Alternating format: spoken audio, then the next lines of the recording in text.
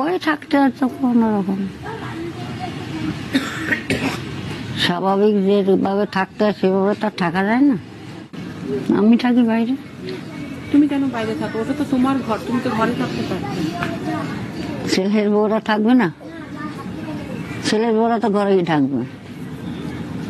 আমি বয়স্ক মানুষ। দেখাল আমার ছেলের বিয়ে, সেখানে যদি কোনো বিধবা ছয়, এটা তো শুভ কাজ। শুভ কাজ সম্পর্কে মেয়েদের ওই জায়গাটা চলে না, বিধবাদের। বাড়িতে অনুষ্ঠান করিও নি দিদি, আর আমি জানি কোনো অনুষ্ঠানে বলে বিধবাদের দেয়? না না, আমাদের ওখানে দেওয়া হয় না, গ্রামে দেওয়া হয় না, সেটাই জানি।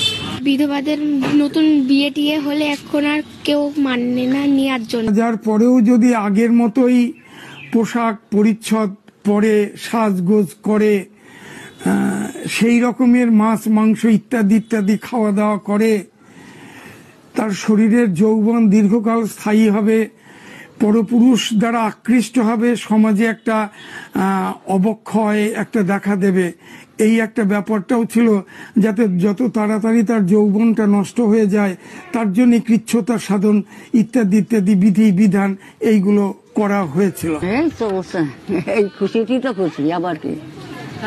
আমি নাম করতে পারছি, নামে যেতে পারছি, আসতে পারছি, এইটুকুই তো। এর থেকে আর কি চাইবো বলো?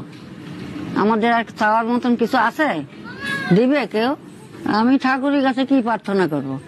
আমি তাহলে বলবো যে আমার শেষের দিনে ঠাকুর তুলে নাও, আমি আর সহ্য করতে পারছি না, এইটাই তো বলবো। তাছাড়া আমার আর কি চাওয়ার আছে বলো?